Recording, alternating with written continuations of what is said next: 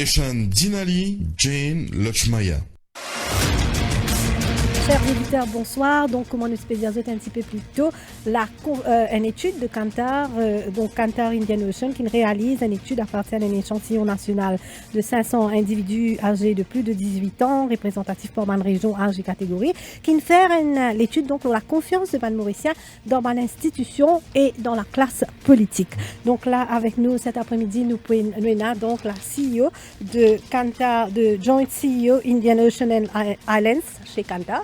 Nathalie Job, bonsoir. Bonsoir. Donc là, nous analysons quelques conclusions de ce rapport-là. Peut-être explique-nous au départ qui fait nous faire ce rapport-là dans un contexte où nous cause beaucoup de confiance dans la classe politique alors qu'il nous fait qu'il y a une élection et c'est la première année de nos mandats. Donc, vous allez donc parler en français, excusez-moi. Donc, voilà. Pourquoi ce rapport et dans quel contexte ce rapport a été réalisé? Ok, bonsoir à tous les auditeurs. Donc, merci pour l'invitation et pour discuter effectivement de cette étude et de cette publication. Donc, 2020, c'est une année de changement. Une année où on a pu, à travers beaucoup d'autres études, identifier, avec les crises successives que nous avons connues, nous avons identifié de nombreux changements dans les priorités et les aspirations des Mauriciens. Nous menons régulièrement une étude auprès des consommateurs pour comprendre l'évolution de la confiance des consommateurs dans l'économie et dans l'économie mauricienne. Et on a vu depuis 6 mois effectivement une baisse très très rapide de cet indice. Et dans ce contexte, effectivement, nous avons eu l'intérêt de creuser et d'aller voir effectivement qu'est-ce qui se passait au niveau de la confiance dans les institutions politiques et les institutions nationales. Donc voilà, ça c'est le contexte. Donc ça fait partie d'un ensemble de recherches, d'une transformation, et on a voulu creuser. Est-ce que cette transformation et cette perte de confiance qu'on avait vu identifiée au niveau des consommateurs, est-ce qu'on l'a retrouvée aussi au niveau politique? Parce qu'il y a eu effectivement des manifestations, il y a eu beaucoup de choses en 6 mois. Donc les lignes politiques entre votre précédent rapport et celui-là, donc qu'est-ce qui a été confirmé et qu'est-ce qui n'en a pas été? Alors, par rapport au début, par exemple, tout au début de la pandémie, on avait effectivement des indicateurs qui étaient très positifs par rapport à la vision de l'avenir plutôt économique par les consommateurs du pays. Les voyants étaient plutôt au vert, globalement. Et effectivement, il y a un coup d'arrêt qui se passe avec la pandémie et toutes les peurs que ça suscite. Donc aujourd'hui, effectivement, il y a, on peut dire, forcément une conséquence, pas uniquement sur la vision économique, mais aussi sur le contexte économique, politique, pardon. Est-ce que un échantillon de 500 personnes, ça suffit pour avoir une idée des points de vue? Bien sûr, parce qu'on a un indice de confiance qui est de 3 points, une marge d'erreur qui est de 3,9 au maximum. Donc, au fait, c'est un échantillon qui est suffisant pour donner des tendances. Et c'est bien une enquête pour donner des tendances. Si on faisait une étude préélectorale sur des votes, effectivement, il faudra aller ce qu'on fait en France, par exemple, ou en Europe, c'est à peu près 1000. Mais sur Maurice, étant donné le système électoral par circonscription, ça rend les choses très compliquées. Il faut pratiquement avoir cet échantillon. Ça devient technique, mais par circonscription. Donc, effectivement, mais il ne s'agit pas du tout d'une étude préélectorale ou pour qui je vais voter ou pas. L'idée, c'est de comprendre quel est le niveau de confiance. Donc, on a le niveau de confiance économique, le niveau de confiance des gens dans les institutions et dans la classe politique. Il y a vraiment 3 aspects. Et un aspect qu'on retient, surtout que c'est l'année de la Covid-19. Oui. Donc, les Mauriciens ont confiance en le gouvernement par rapport à la gestion de la crise, mais quand même, le chiffre, on voit 44% des Mauriciens disent que le gouvernement a bien géré.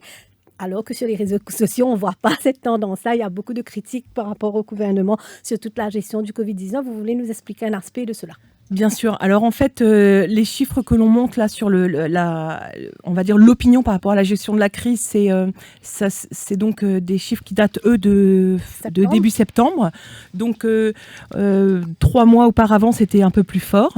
Juste après la sortie de la crise, c'était plus fort. Mais effectivement, quand on ajoute tout ce qui s'est passé au mois d'août, effectivement, ça a un peu on va dire un peu grignoté la part de confiance, mais ça reste quand même pratiquement un Mauricien sur deux qui est plutôt très content.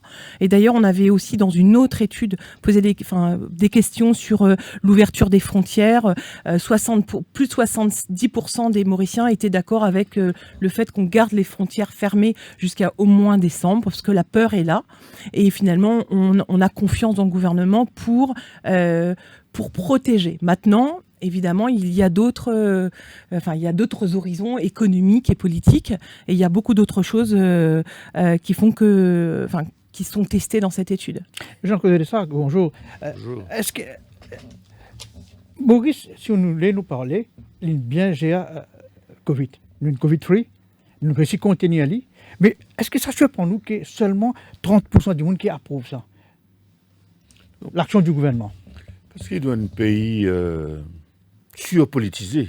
C'est-à-dire que tout le monde réagit en fonction au fait des alignements politiques.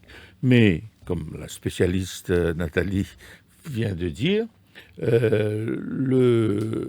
y a quand même un nombre conséquent de monde qui, à juste raison, estimait que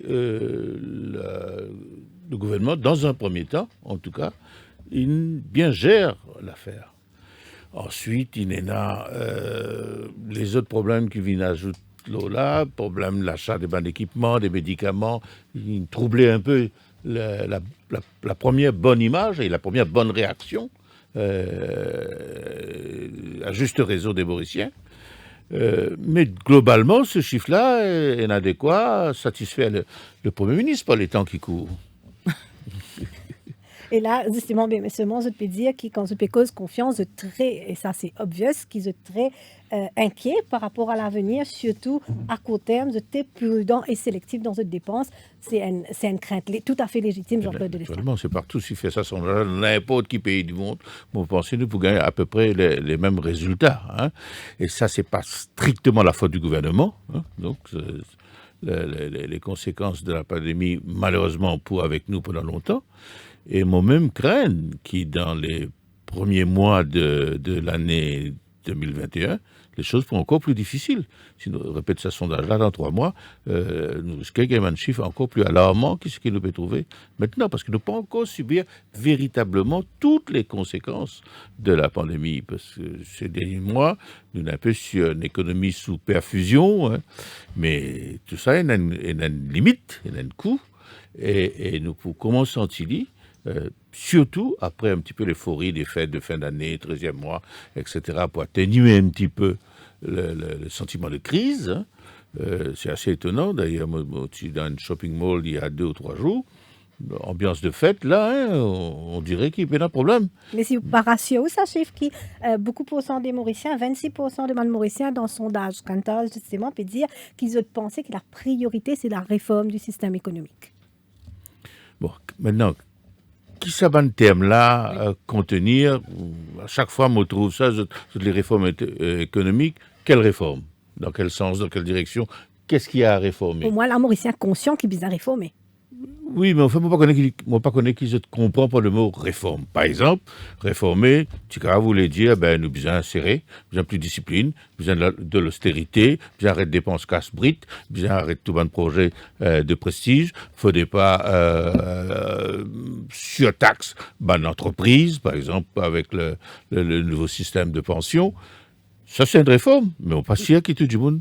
Parce que sa réforme-là, au fait, la réforme nécessaire là, c'est une réforme qui, pousse nous vers un certain nombre de restructurations de l'économie, vers un réajustement, un petit peu de style ajustement structurel que nous connaissons dans les années 70, parce que nous vivons au-dessus de nos moyens, parce que nous surendettés, parce que nous pas prendre une mesure nécessaire, de discipline nécessaire, parce que nous gaspiller la monnaie quand il y en a dans un projet de prestige, nous faisons duplique là la Banque centrale. Ça, c'est une réforme qui est nécessaire, mais mon pas sûr qu'il y a une réforme. C'est ça, une réforme-là que le Mauricien peut causer. Je crois qu'il va continuer de faire cadeau, donner cadeau, et le gouvernement a un discours qui incite les autres à penser, qui peut avoir de limites. Et qui peut avoir accès à l'action gouvernementale qui peut être capable... Non. incite Dimoun à comprendre qu'il réforme. Non, ni le discours, ni les actions aller dans cette direction-là.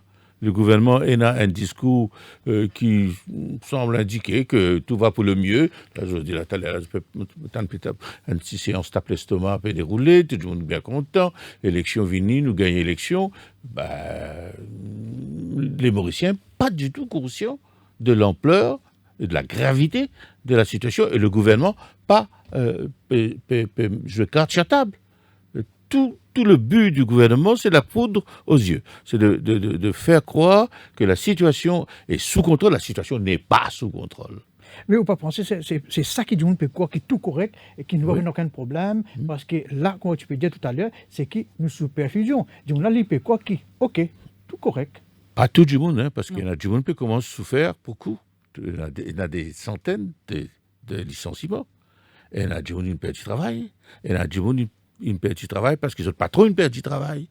Et pas que dans l'hôtellerie. Et dans l'école, quand une famille paye les autres enfants, parce qu'ils n'ont pas les moyens de payer l'écolage des autres enfants. La situation est grave, mais nous...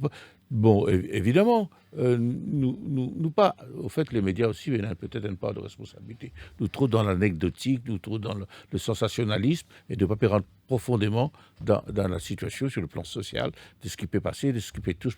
Il y a un reportage qui peut faire. Il y a une famille...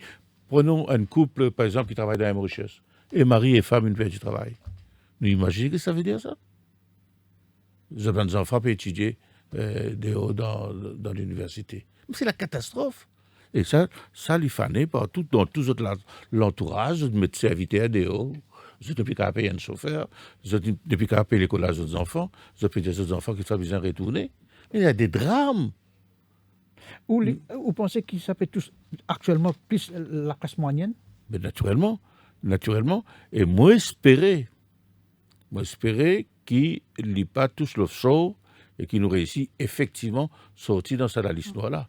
Parce que si nous pas réussi, un deuxième Covid, ça, et ça n'est là pour faire qu'il fasse encore plus de mal que ce que nous vivons ces derniers temps. Le point clé, c'est que ce discours d'austérité, de discipline, de solidarité qui utilisait le gouvernement pas tenu à lui. Et là, il fait gagner une élection, il risquait encore continuer dans la même direction. Parce que qui lui a pensé, qui lui a dire, il disait que ça veut pas causer, la Gazette a causé, d'autres peut causer, l'opposition peut causer, mais on a le soutien de la population. Ça semble être le cas. Parce que ça veut dire aussi qu'il y a une catégorie de personnes, d'électeurs, de citoyens qui, totalement étrangers, ça va une considération qui nous est là. Donc, nous connaissons par rapport aux PME, par exemple, on a demandé qu'ils ne sont pas capables de payer boni et qu'ils besoin soutien au gouvernement aussi. Oui, mais pour donner. Le gouvernement va le podcast là par là, il peut endetter, il peut ça, il peut vendre tous les bijoux des familles qui sont gardées pour nos bonnes enfants plus tard, il peut vendre là, il peut donner. Et donc, il peut continuer un petit peu sa perfusion-là, mais il est clair jusqu'à quand? Jusqu'à quand? Là, c'est la grande question. Il n'y a pas beaucoup à faire. Là, il y a un petit espoir quand même avec les vaccins que nous prenons une reprise au folie, mais pas cher pour tout de suite. Entre le moment où le vaccin peut arriver, disons, prenons le cas de l'industrie touristique dans un marché qui provide nous, un touristes, essentiellement Europe, ça aussi, il est clair qu'il nous besoin une nouvelle stratégie. Nous ne faisons l'inverse. Nous avons un avion qui a la Chine, le Beijing, le Shanghai, nous avons arrêté. Nous avons le Paris, le Londres, l'Italie. Maintenant, il n'y a plus de touristes dans ce pays-là qui va venir ici. Avant qu'ils pourraient venir, il faut prendre un certain temps. 2021, techniquement capable de un sentiment d'une forme de reprise parce que nous baissons tellement en 2020 qui nous statistiquement dire la reprise est là, la croissance est arrivée, la croissance, etc. Mais c'est technique, c'est académique. Mais je vais là. Mais touristes pas pour venir de sitôt. Très bien, Jean-Claude Delestrac, nous prenons une pause pub et nous revenons à nos rapports, parce que nous sommes un petit peu à le plan économique, mais nous pourrons revenir à rapport de Cantar. Le rapport, beaucoup là-dessus aussi. Hein? Cœur de l'info, la suite dans quelques minutes. Un grand respect pour le journal Dimanche l'Hebdo. C'est une rubrique toujours concernant mon pays avant tout. et aussi le sport qui m'a bien content.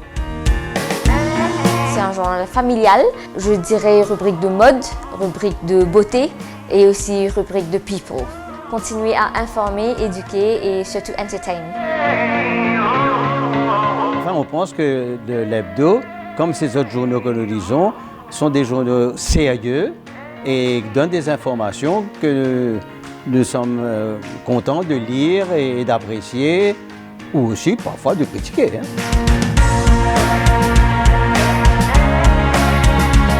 Politique, la mode, la cuisine. En fait, c'est une couverture générale, donc avec une seule gazette, on a toute l'information qui m'a besoin.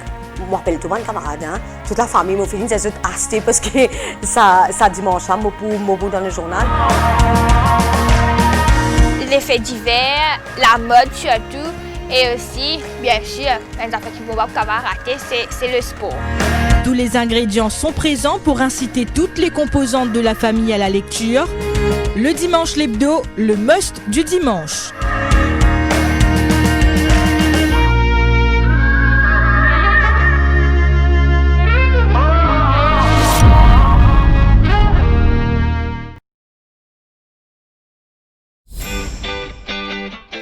C'est ce que je rêvais hier. Je rêvais que je nageais avec les dauphins. Voyages, hôtels, spa, parcs de loisirs, activités terrestres et nautiques, et si vous en profitiez en un clic. Une pause bien-être pour se rebooster. Waouh, Défidil, c'est génial! Défidil, c'est aussi une panoplie de restaurants à tarifs réduits à travers l'île. Grâce à Défidil, on passe un bon moment en famille. C'est top. Merci Défidil.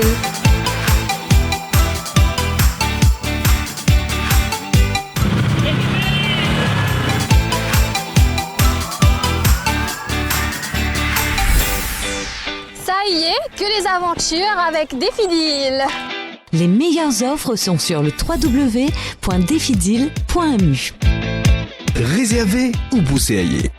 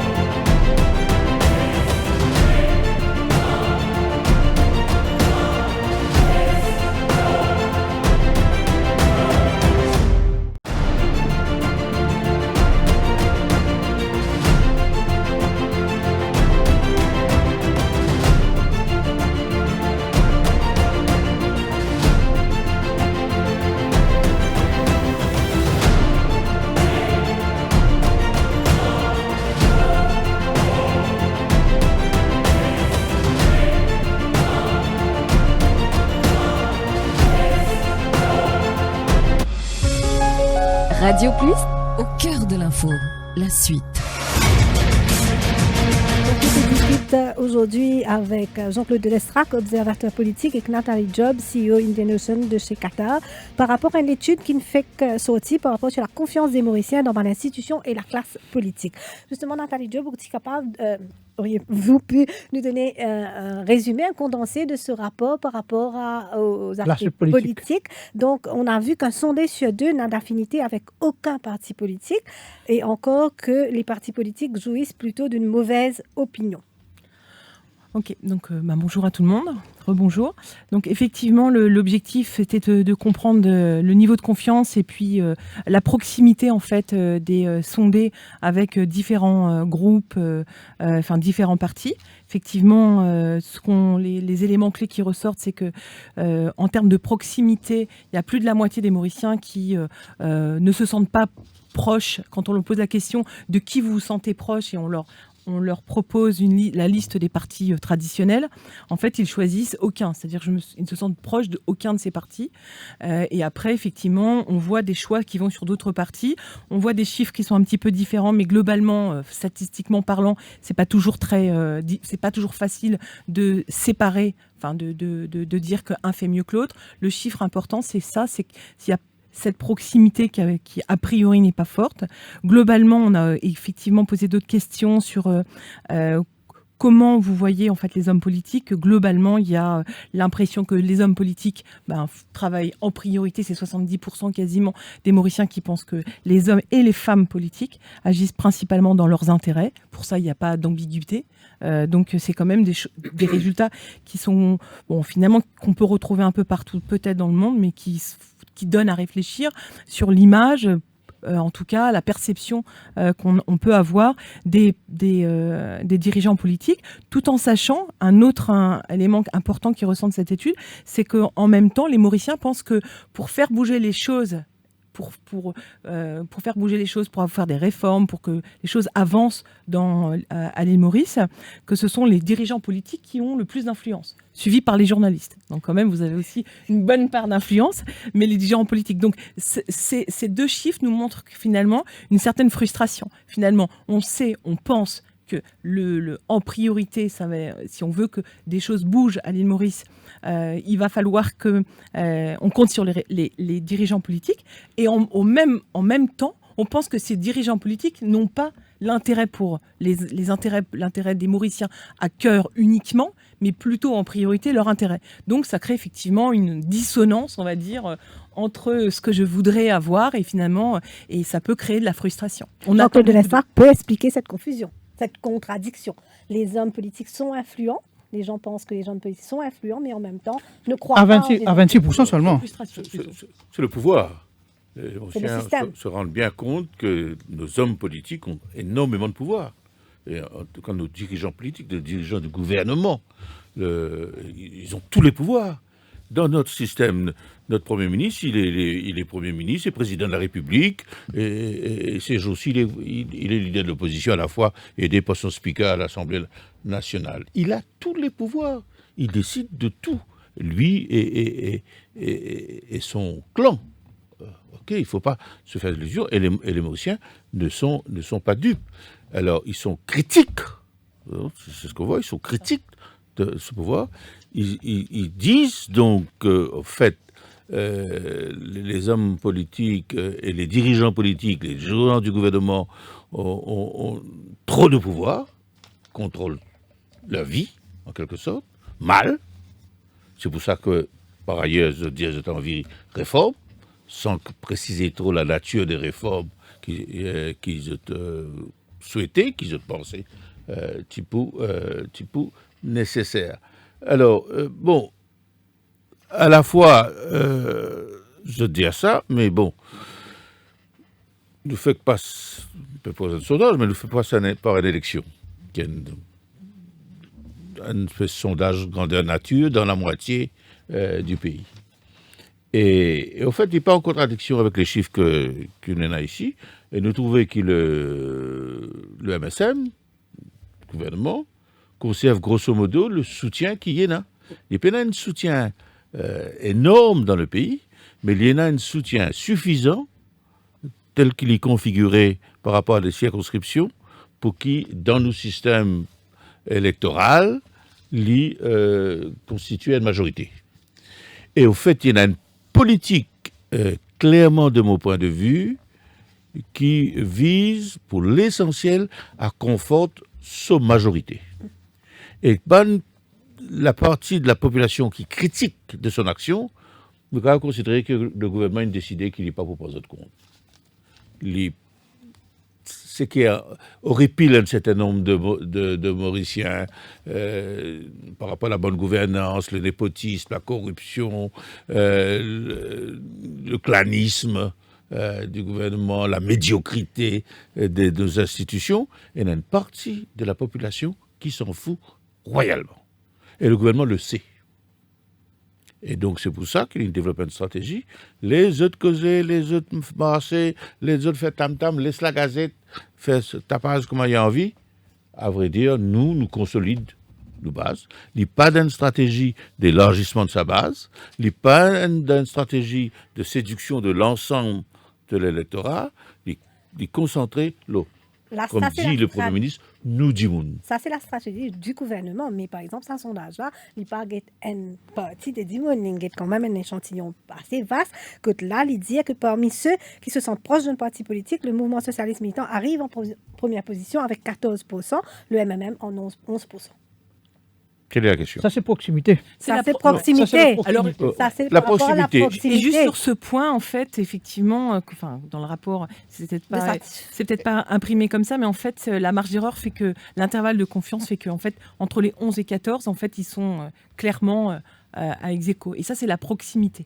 Et il y a une contradiction En là. même temps- Là, il y a une contradiction là-dessus. Parce qu'il y a une autre question qui Kantar a posée. Il dit, moi, pour dire où, non parti politique, est-ce qu'il est capable de dire moi si ou a une très bonne l'opinion, plutôt bon, plutôt mauvaise, et ça. Là, nous trouvons MSM, les gains, en bas net, les gains 2,36 sur 5. Il y a une contradiction là. Comment là, l'opinion du monde, les gains, les au bas net, 2,36, alors qui, d'un côté proximité, les vient en tête avec 14%. Alors, sans rentrer dans les détails, en fait, c'était une échelle. Donc, effectivement, ce qui se passe pour cette note-là, en fait, et je crois que c'est le cas de tous les partis qui sont au pouvoir, en fait, ils cristallisent le positif et le négatif. Les autres cristallisent du positif, en général pas trop négatif, mais beaucoup de gens qui n'ont pas d'opinion ou qui vont noter au milieu. Donc, en fait, quand on regarde globalement les résultats, et je crois que tous les partis qui sont au pouvoir, c'est en général beaucoup plus on va dire tranché, avec des gens, un clan et vraiment une base forte pour et vraiment des gens contre. Alors que le parti, par exemple, on va le voir pour le MMM, c'est un petit peu plus mou, on va dire. C'est un électorat plus mou, plus en. Mais il y a. Mais c'est un. Je sais un petit bémol là. D'abord, un premier point sur la question de proximité. C'est pas nouveau. On a depuis très longtemps, chaque fois en 2 élections, quand on pose cette question-là, il y a un grand nombre de gens qui disent je ne suis pas proche d'aucun parti politique. C'est un peu sur la réserve, ça. Il y a un gouvernement qui peut diriger, je prends précaution. Parfois, l'électeur est plus cynique et opportuniste que le politicien lui-même. Il faut faire attention. Et je ne veux pas dire. Quand on nous rapproche d'une échéance électorale, nous trouvons ce chiffre-là modifié complètement. Là, les gens s'alignent à ce moment-là. Et donc, à chaque fois, en 2 élections, nous gagnons à peu près le même chiffre des gens qui disent. Non, on a aussi une autre interrogation. Ce n'est qu'une interrogation. Au courant que chez les sondeurs, beaucoup de sondeurs, un peu partout dans le monde, considèrent que le sondage par téléphone est peut-être encore plus fiable que le face-à-face qui était la norme il y a encore quelques années. Mais dans un pays que beaucoup de Mauriciens méfiants et pensaient comment dire, de table d'écoute, on ne peut pas être étonné qu'il y ait des 3 dire moi, mais c'est moi. En espérant ce qui vient gagne une nouvelle là. C'est une hypothèse. J'ai aucun élément. Pas trop farfetch, c'est hypothèse. Non. Mon pensée est là, la possibilité, pas de la conviction que l'électeur est opportuniste. Et qu'à partir du moment où il y a un gouvernement, c'est ça l'explication qu'il peut gagner tout le conseil de district là, ces jours-ci. Il est possible qu'on en demande des élections où les partis là, ça soutient là. Mais là, maintenant, ok, c'est le gouvernement. Pas de bon parti électeur. Les autres symboles vont fatiguer de dire ça. C'est pas le soleil, c'est pas la clé, c'est l'hôtel gouvernement. Qui s'en a qu'à l'hôtel gouvernement? Et nous, moi, ça dit. Tous les conseillers de village qui annoncent des quantités de plans de pouvoir avancer ci, de pouvoir avancer là. Ils sont parfaitement conscients que sans le soutien du gouvernement, ils n'ont pas beaucoup à faire.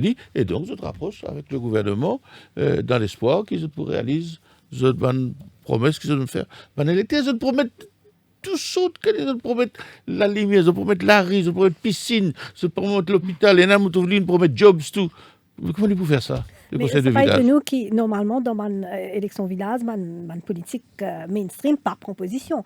Mais là... tout en proposition. En sous-marin. Mais là, c'était... Non, au lendemain de la victoire, là, nous allons plus loin quand même. Là, non, Jacques Nat est intelligent. Au fait, difficile pour dire, au lendemain des élections dans 130 villages, avec une liste qui parfois mixte, quel est le véritable rapport de force politique entre les deux principales forces qui étaient en face à face dans cette élection-là, grosso modo le MSM et le Parti travailliste. Moi, je suis extrêmement prudent quand je trouve dans la Gazette et certains journalistes, etc., annoncer que le gouvernement il gagne une raclée. Moi, tu trouves ça dans la façon que je analyse les choses. Mais il est possible qu'effectivement, il y en a un certain nombre de places que tu as perdues, mais qu'il est rattrapé par la suite au moment. Toujours l'opportunisme. Et parce que c'est le pouvoir. L'opportunisme, c'est le pouvoir. Et tout c'est par question de connaissance, c'est pouvoiriste. Envie de service de village, mais c'est pas forcément que malsain. Je t'envie servir, et puis je suis extrêmement conscient que pour produire des résultats, je besoin de marcher au gouvernement. Et je marche au gouvernement, en espérant que le gouvernement vous débloque les fonds, etc. Quand un petit n'arrive pas ici, mais donne un petit éclairage par là-bas, un petit jardin d'enfants ici et là. Sinon, qui me réalise ça? Que l'argent sorti? Avec quels moyens je peux réaliser des promesses? Mon lit, moi, j'habite dans le village, moi, je gagne un paquet de programmes de différents partis qui tient en liste dans l'élection. Mais il faut déguer ça, là. C'est la liste des promesses coûteuses qu'ils ont fait, sans dire évidemment que le moyen pour sortir. Nous prenons une pause pub et nous revenons à nos débats. Cœur de l'info, la suite dans quelques minutes.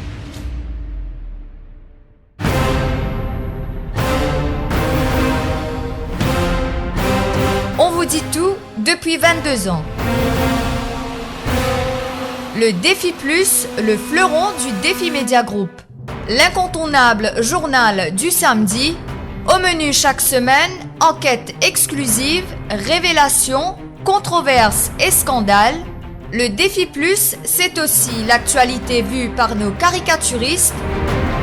Des informations croustillantes avec les pages Key News et une palette de rubriques pour mieux vous informer, tout en observant une politique de neutralité par rapport aux forces politiques et au monde des affaires. Le Défi Plus, toujours à l'affût des dernières news pour informer les Mauriciens.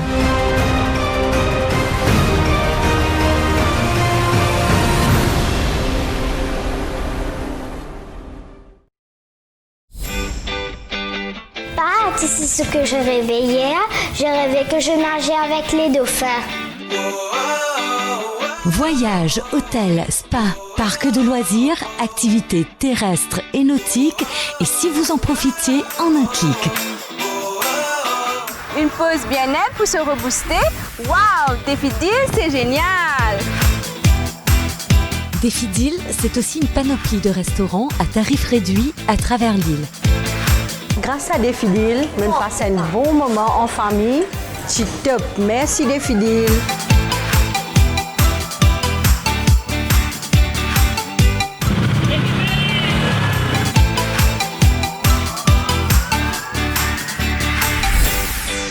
Ça y est, que les aventures avec Défi Deal.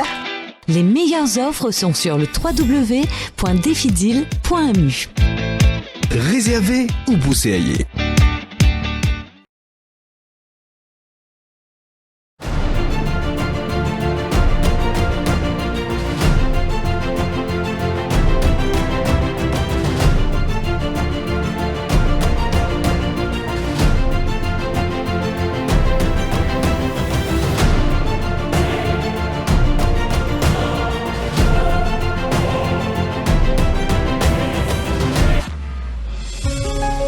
Radio Plus, au cœur de l'info, la suite.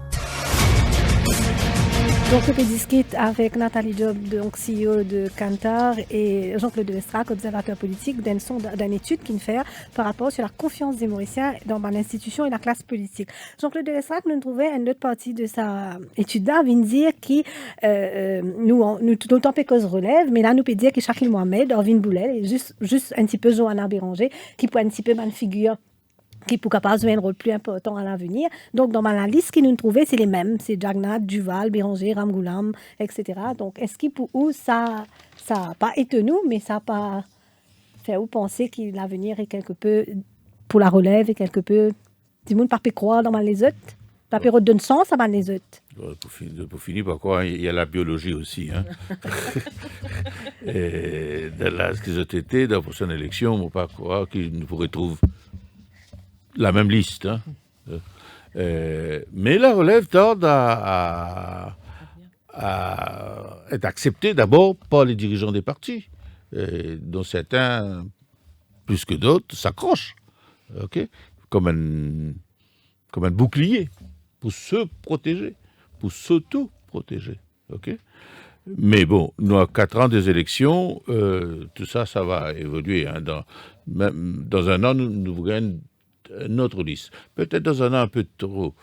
Si nous fions un petit peu à l'histoire politique, ça genre de réflexion, de réorientation, faire quand nous commençons à bord de deuxième partie du mandat. Quand dans la première partie du mandat, c'est l'opportunisme qui joue. Dans la deuxième partie du mandat, c'est de l'opportunisme aussi, mais avec la considération que le changement est peut-être possible. Et surtout si d'ici là, le gouvernement perd 10 points, il peine faire ces images, etc., et qui apparaît fragilisé, et qui est donc capable d'aller au-delà, au-devant d'une défaite aux prochaines élections, ben, ça fait la changer. Encore une fois, par opportunisme, je te bougeais.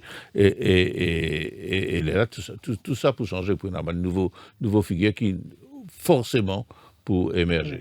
Et une tendance qui paraît qui peut maintenir, M. de Lestrac, c'est que l'opinion du monde mauricien, le monde politicien, seulement 18% diront que les politiciens agissent dans l'intérêt du pays et 68% diront qu'ils agissent dans l'intérêt personnel. Hélas, nous comprenons, au vu de tout ce qui se passe, de tout ce qui se lié dans la presse, tout ce qui se tendait, qu'ils étaient là, ça l'opinion là.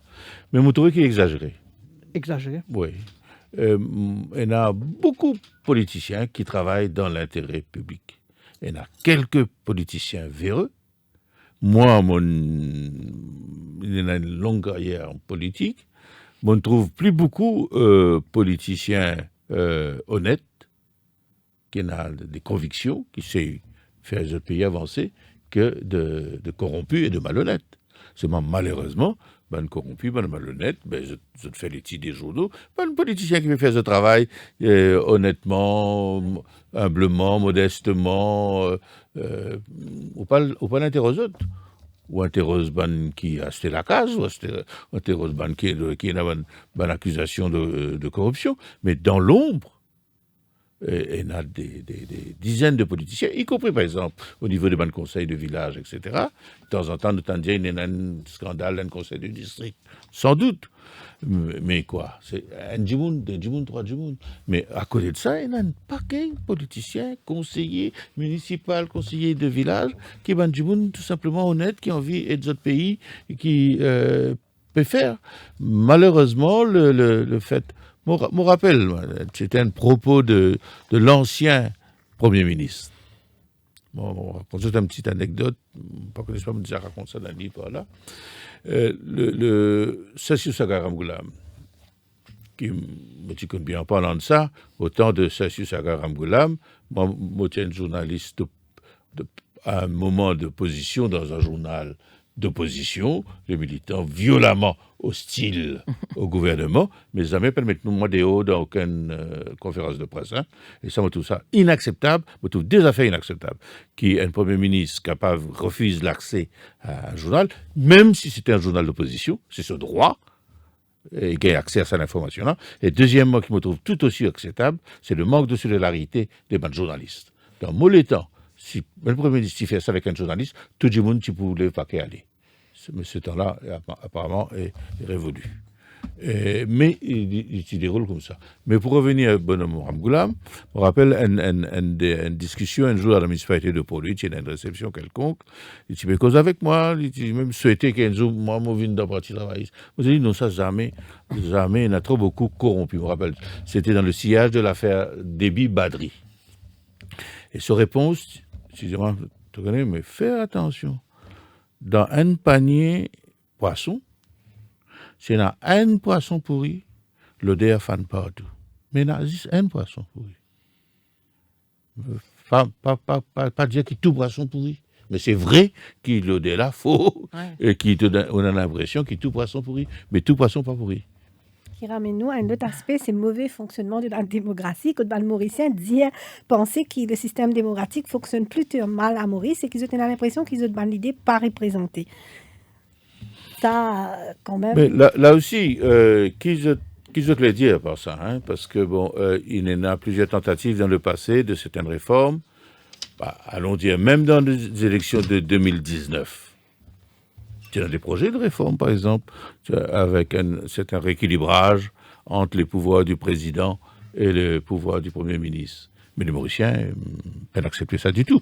Peut-être il y a d'autres considérations aussi qui nous jouent. Ça, c'est une question difficile parce que je ne sais pas qui voulait dire. C'est plus un référendum qui vient faire ce genre de questions, avec une question assez précise, avec un projet de réforme. Là, interroge le projet. Est-ce qu'ils ont plus de représentation proportionnelle, par exemple, une réforme qui est absolument indispensable? Est-ce qu'ils ont une nouvelle constitution? Oui, parce que là, le général, je devine dire seulement que 71% de sondés dire oui. La forme électorale en général. Oui, mais on ne va pas connaître ce que ça veut dire. Est-ce qu'ils redessinent une circonscription? Est-ce qu'ils ont l'abolition de best loser? Il y a plusieurs questions qui posent. Donc, tout ça est trop général pour faire un commentaire précis là-dessus. Et nous passe peut-être à l'aspect institution. Et là, ce qui peut être nous, qui aussi dit la confiance de Mauriciens dans une radio privée. Et là, nous trouvons en 3 têtes propres de liste, c'est les radios privées, les banques et la presse. Donc, ancien journaliste qui était. Bon, tout tam-tam, hein, parce que si on ne pas tout tam-tam, personne ne va tout tam-tam. Donc, on est content pour la presse. Parce que les confirme qu'aux yeux des Mauriciens, la presse est perçue comme un contre-pouvoir. Et à bien des égards, étant donné la faiblesse de l'opposition, la division de l'opposition, c'est la presse qui fait figure de contre-pouvoir. Pas content l'expression quatrième pouvoir, mais c'est presque ça. Aujourd'hui, c'est une vraie institution. Sauf qu'il nous fait bien attention. Moi, je pensais que la presse, par moment, par montrer toute la rigueur, sa responsabilité-là, fait peser sur ses épaules. Il y a une grande responsabilité que les Mauriciens font à eux confiance à ce point-là, ce qui veut dire qu'à ce moment-là, dans l'exercice des autres rôles, nous avons besoin d'être encore plus attentifs, plus respectueux de la déontologie, et aussi pénétrer du rôle pédagogique qu'ils ont besoin parce que nous réalisons qu'il y a beaucoup de Mauriciens focalisés sur fausses choses, enjeux stériles, dérisoires, etc. Mais parce que beaucoup de vrais enjeux absents dans les colonnes des journaux. Les grands débats qui existaient dans les années 80-90, totalement disparaissent. Les éditorialistes qui animent des polémiques et qui font l'éducation des Mauriciens, les grands enjeux de société, n'est plus là. Dans la presse est dans l'anecdotique, dans le sensationnalisme de plus en plus. Malgré cela, compte tenu de cette tonalité généralement critique, le gouvernement fait la population fait confiance. Mais ça mérite confiance de la population pour d'autres raisons. Pas seulement pour la raison d'activisme politique anti-establishment. Ça, c'est bon, mais ça ne suffit pas. Toujours concernant la confiance dans l'institution, il y a quelque chose qui paraît un petit peu surprenant. C'est que la justice et judiciaire, il y a seulement 5 sur 10 notes, alors qu'ils ne dépensaient même pas syndicat 5.3. Oui, une explication. Ça me très étonnant parce que on rappelle les sondages des années de cela, quand moi-même tu commandes un sondage pour les produits de Sentinelle, le judiciaire, tu pas mis top. Et parfois même, il y a eu des cas quand tu es premier. Moi aussi, tu as une confiance absolue dans le judiciaire, au même niveau, parfois un peu plus que la presse. Ça, de là, tu détachais complètement des autres. Alors moi effectivement, moi aussi, un peu... Pas complètement au bas, mais dans moyen. Qu'est-ce que ce changement? Difficile pour moi de dire, mais c'est réfléchi. Est-ce qu'il y a un amalgame que les Mauriciens font entre le judiciaire et la police, par exemple, les enquêtes de police qui n'ont pas abouti, les procès qui n'ont pas... Il y a une confusion par rapport peut-être mon police procès capable et judiciaire. Il y a une confusion. Par exemple, le DPP, très souvent, il est obligé parfois de dire, écoute-moi, pas qu'à faire parce que tant que la police pas remettre moi le résultat de l'enquête. Là, l'enquête chez le Premier ministre peut durer depuis 10 ans. Alors, c'est la police. Mais peut-être que dans l'esprit des Mauriciens, c'est le judiciaire. Les deux liés, en tout cas, dans la tête. Mais à vrai dire, c'est pas la faute au magistrat, c'est pas la faute au juge, c'est la faute à la police. Et mon pensée, c'est ce dysfonctionnement qui nous trouvait de la force policière au niveau des enquêtes qui durent des années, au niveau des enquêtes mal ficelées, au niveau des affaires qui arrivent en cours finalement, mais qui cassées parce que l'enquête de la police... Pas de bien faire. Pas de bien faire, et parfois pas de bien faire sciemment. Et donc les Mauriciens disent, tout le système est vicié. Mais ce n'est pas la justice qui est visée, c'est la police. Mais les banques sont tellement beaucoup critiquées normalement par rapport à ce ban fees, un ban frais qui est assez excessif, mais nous trouvons que la banque est deuxième position après les radios privées comme une institution qui ban Mauricien croire. Heureusement. Peut-être Nathalie a un commentaire dessus avant qu'il nous passe à Jean-Claude. Pour la confiance dans les banques, je dirais heureusement, puisque finalement c'est quand même les institutions qui gardent notre argent, quand on en a, et donc effectivement, si on leur faisait pas confiance, ce serait, je pense que c'est un peu la fin de la fin. Donc après, est-ce qu'on aime toutes les pratiques, etc. Je pense que globalement, il y a quand même, la banque a été là pour donner du support, avec peut-être des instructions gouvernementales, mais pendant la période de la pandémie, les moratoires, les mises en place. Enfin, il y a eu vraiment un soutien de la plupart des banques, et je pense que tout ça joue effectivement sur la confiance. Ce qui ressort globalement des institutions, de la confiance dans les institutions, c'est que finalement, il y a quand même beaucoup d'institutions qui ont une faiblesse, qui ont une confiance assez faible. Ça montre en fait qu'il y a un travail.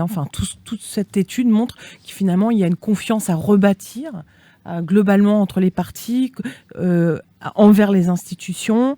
Il y a un travail à faire, et sûrement que la presse a aussi son rôle à jouer dedans, mais surtout aussi les politiciens et puis les dirigeants quelque part. Il y a un travail à faire. Les banques, c'est pas envie de la guerre à la banque. C'est qui est bien content que la banque peut causer. C'est qui peut espérer pour qu'il y ait un petit casse avec la banque, le cas échéant, le cas de besoin. Mais je crois que Nathalie l'a souligné, la banque quand même a joué en frontline pendant la crise pour les moratoires. Exactement. Et puis je crois que les Mauriciens reconnaissent que les banques sont bien gérées, les banques sont profitables. De temps en temps, il y a un scandale ici ou là, mais ça tombe sous des autres problèmes d'institution, de nomination tempestive qui gouvernement faire, en tout cas au niveau de la Banque d'État. Et puis la banque joue le jeu de la solidarité. Il peut paraître des institutions vraiment au service des Mauriciens dans un moment extrêmement difficile. Donc, il n'est pas étonnant qu'ils gagnent une aussi bonne image. Nous, pour prendre le dernier aspect... Mais c'est bon, il y a un peu chez nous. Les banques qui a une très bonne image, nous allons trouver les banquiers pas tellement. ça comprend. Les banquiers en 8e position. Avec oui, 5%. les banquiers pas ça. 5%. Alors, c'est pas sur la. Ça, c'est par rapport aux influences. Voilà. Ouais, ça, c'est par rapport à l'influence. Ils ont une influence sur ce qui décide à Maurice. Effectivement, ils ont une influence, mais l'influence générale, c'est surtout les dirigeants politiques. Hein, je pense qu'ils parlent d'influence dans le système. Et là, c'est les dirigeants politiques, les journalistes et les groupes religieux qui en tête. Donc, nous prenons une pause pub et nous revenons à nos débats. Au cœur de l'info, la suite dans quelques minutes.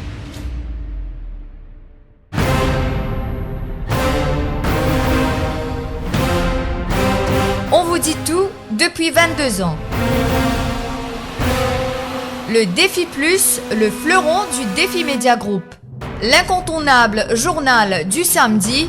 Au menu chaque semaine, enquêtes exclusives, révélations, controverses et scandales. Le Défi Plus, c'est aussi l'actualité vue par nos caricaturistes. Des informations croustillantes avec les pages Key News et une palette de rubriques pour mieux vous informer, tout en observant une politique de neutralité par rapport aux forces politiques et au monde des affaires. Le Défi Plus, toujours à l'affût des dernières news pour informer les Mauriciens.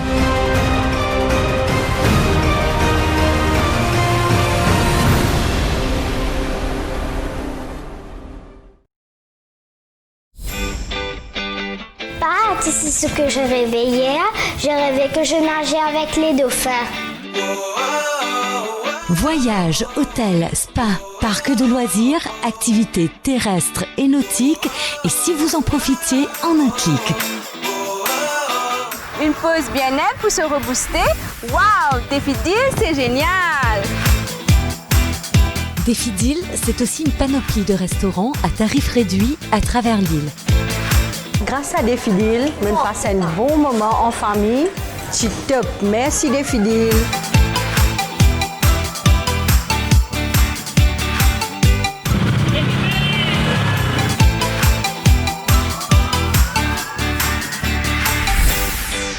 Ça y est, que les aventures avec Défi Deal. Les meilleures offres sont sur le www.defideal.mu. Réservé ou bousséaillé.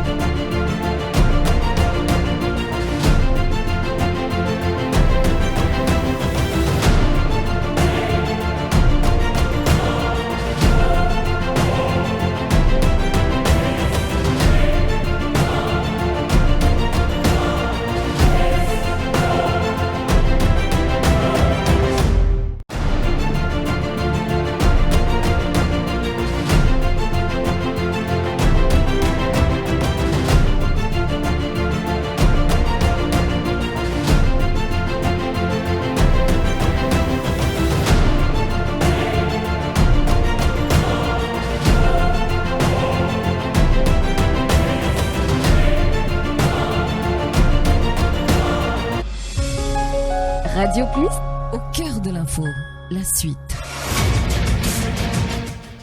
Donc, nous pouvons discuter études Kantar. Et là, Nathalie Job, un aspect, malgré tout le débat qui est là, le politique, plusieurs aspects de ça, l'étude-là, nous trouvons que les Mauriciens sont bien préoccupés par rapport à ces bonnes affaires personnelles, donc l'éducation de ces bonnes enfants et la santé. Donc, la réforme du système éducatif, 24%, et réforme du système de santé, 20%, comme des priorités par rapport pour les Mauriciens, au-delà de la réforme économique. Ouais. Alors en fait, effectivement, comme Claude Estrac l'a dit tout à l'heure, en fait, la prochaine étude permettra de creuser effectivement de façon plus détaillée les types de réformes que les gens attendent. Donc ça, c'est dans quelques mois. Là, l'objectif, c'était de voir quelles étaient les priorités de chacun. Ça veut pas effectivement quand 24% répondent que c'est réformer le système d'éducation, ça ne veut pas dire que le reste, les 76% qui restent, ne sont pas intéressés, mais pour eux, c'est ce qu'ils citent en premier. Donc ce qu'on a pu voir, c'est que globalement, c'est assez varié. Ça veut dire qu'en fait, ce que ça dit, ce camembert, en fait, ce graphe, c'est que les priorités des Mauriciens varient, et ils varient, on va le voir, par rapport aux âges, par rapport au genre, et aussi, on l'a vu, par rapport aux communautés. Donc on a fait pas mal d'analyses. Ce qui ressort, c'est que globalement, quand on regarde la population générale, dans l'ensemble, c'est l'économie et l'éducation qui arrivent en premier. Quand on regarde plutôt les Mauriciens qui ont moins de 36 ans, c'est plutôt l'éducation qui semble une priorité, ce qui ressort en premier. Donc c'est ceux qui ont des jeunes enfants. Donc effectivement, pour eux, c'est l'éducation. Et quand on regarde les femmes, si on regarde les réponses des femmes, la priorité numéro 1, ce sera le système de santé. Donc ça nous donne déjà une indication. Et en termes de communauté, quand on regarde, pour la population générale, puisqu'on fait aussi ce type d'analyse, la priorité, c'est la réforme du système politique. Donc on voit en fait que les priorités sont diverses. Elles ne sont pas très étonnantes finalement par rapport aux préoccupations de chacun. Un commentaire général dessus. L'éducation, surtout, qui vient en deuxième position. Qu'importance oncle de ça pour les Mauriciens. Oui, les Mauriciens dans leur ensemble, en vérité, tous les Mauriciens accordent une prime à l'éducation de leurs enfants. Et là, il y a une interrogation, vous pensez qu'il y a une accentuation aussi avec Covid, l'avenir, quel avenir, quel secteur d'activité, que de enfants pour un travail demain, si, à un moment où, déjà, avant le Covid, tu peux assister à un affaiblissement un petit peu des principaux secteurs économiques du pays. Hein. Donc, quand tout ce secteur-là en croissance, ça découle de la population. Nous disons, OK, nous pouvons travailler dans le show, nous pouvons travailler dans l'industrie touristique, etc., ou même dans les textiles, bonne qui peine de grosse qualification. Mais quand je constatais, je lis, je tendais que tout ça, secteur d'activité-là, peut affaiblir, et ça a une amplifié avec Covid, donc il y a une inquiétude pour l'avenir, et donc là, plus encore que jamais, l'éducation devient la priorité des priorités. Mais là encore aussi, quelle éducation pour quel pays, le pays post-Covid, ce qui m'inquiète aussi. Là. Tout ça, et le vaccin, quelque sorte, pour éloigner-nous d'un début de réflexion qui peut commencer là. Et il y en a plusieurs groupes qui peut réfléchir en ce moment. On participe à 2 ou 3 activités au cours des dernières semaines. L'université Curtin, il y a le livre de George Young, etc. Il y a des groupes, il y a des think tanks qui peuvent émerger un peu partout. De réflexion, que sera l'île Maurice post-Covid? Et c'est un peu la réflexion qui peut y avoir dans un paquet de pays. Avec une inquiétude qui, post-Covid, s'est ressemblée pré-Covid. Et qu'à partir du moment où, par exemple, le vaccin, on dit le vaccin arrive, etc., on va recommencer comme avant. Ce serait une grave erreur. On ne peut pas recommencer comme avant. Parce que Banda est ébranlé profondément. Et il faut donc qu'il y ait une réflexion sur sa nouveau paradigme. Mais malheureusement, il ne faut pas trouver à Maurice que ça peut faire. Qui s'en a au niveau de nos dirigeants, que la plateforme, que sa discussion-là peut faire. Et ça, j'utilise une plateforme large. Dans le passé, il y a une plateforme un petit peu de cette nature, qui est un conseil économique et social. Peut-être que nous ajoute l'environnement là-dessus, qui peut être un élément clé, qui fonctionne dans la recherche de large consensus, au-delà des partis politiques, incluant secteur public et secteur privé, et qui agit en tant que conseil au gouvernement et au Premier ministre. Ce qui veut dire que le Premier ministre, par exemple, comme c'est le cas aujourd'hui, préside un faux conseil économique et social. Si le Premier ministre, sur le conseil, il aime présider, il aime orienter, il peut conseiller lui-même. Ça n'a pas de sens. Ce qu'il faudrait, c'est un véritable conseil économique et social avec des gens qui sont là en fonction de leurs compétences dans un large éventail de disciplines Et c'est complexe. Et peut-être même aussi avec un peu d'expertise venant de l'étranger. Par exemple, un des grands éléments qui peut déterminer l'avenir, c'est les nouvelles technologies et l'intelligence artificielle. Dans ce domaine-là, nous sommes extrêmement pauvres. Nous peinons aujourd'hui à Maurice les compétences nécessaires. Et nous devons refaire ce qu'ils nous fait par le passé. Quand pendant 3 siècles, nous faisions 10 cycles. Et puis un beau jour, nous trouvons qu'il est OK. Nous n'est plus capable qu'on dise le cycle. Nous devons diversifier. Nous diversifier dans le textile. Mais nous ne pas qu'on n'a rien dans le textile. Nous ne pas faire différence entre un tissu. Nous n'apprenons. Mais avec qui c'est là nous n'apprenons? Nous faisons du Vini, nous n'apprenons avec Hongkongais, nous n'apprenons avec Taïwanais, nous n'apprenons avec Singapouriens.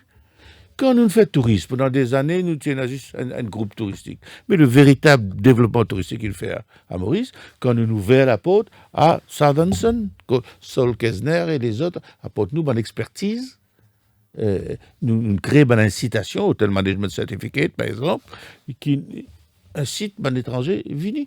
Nous rentrons dans l'offshore, etc., call center, tout ça, l'informatique. Qui nous connaît là? Nous faisons ça grâce à des Indiens qui construisent le premier bâtiment intelligent. Donc, cette ouverture-là est indispensable. Il y a une mesure budgétaire dans ce sens-là qui va l'ouverture vers l'étranger. Discours. Nous marions dans le discours, nous faisons un discours, nous faisons la loi, après nous le dormi. Depuis qu'il nous fait ça, qu'il arrive. Quel est le résultat? Combien de monde, véritable expertise, c'est à vous qui nous importe maintenant. Pas juste state agent, pas juste travailleurs de Bangladesh. Nous importe skills. Si nous les passons l'autre phase de nos développements, c'est à vous qui nous importe. Et nous allons d'autres faire. Et d'autres pays font avant nous. L'exemple le plus patent, c'est Singapour, plus petit que nous. 40% de sa population, c'est un expat. Dubaï. Il ne faut pas réinventer la roue. Et nous connaissons comment nous faire, mais on a des doutes sur notre capacité à faire en sorte que nos actions diapason de nos discours. C'est un manque de volonté politique, ça? C'est un manque tout court. De réflexion et de volonté? C'est des manques, c'est une expérience, c'est le manque de suivi, la difficulté d'opérationnaliser. Mais ce problème-là, il l'a sous plusieurs années maintenant que nous pouvons observer ça. Que ce soit chez le privé aussi, que nous observons que le manque d'innovation, c'est un peu partout. C'est une question de génération, il y a un problème de génération, mais jamais il n'est aussi mauvais que maintenant. Nous habitués à dire ça fait un gouvernement, venir dire jamais un gouvernement. Mais pourquoi ça coule à livrer? Merci Jean-Claude Delestrac, merci Nathalie Job. Nous arrivons à la fin de nos émissions. À venir, la synthèse de l'info. Merci. Au cœur de l'info.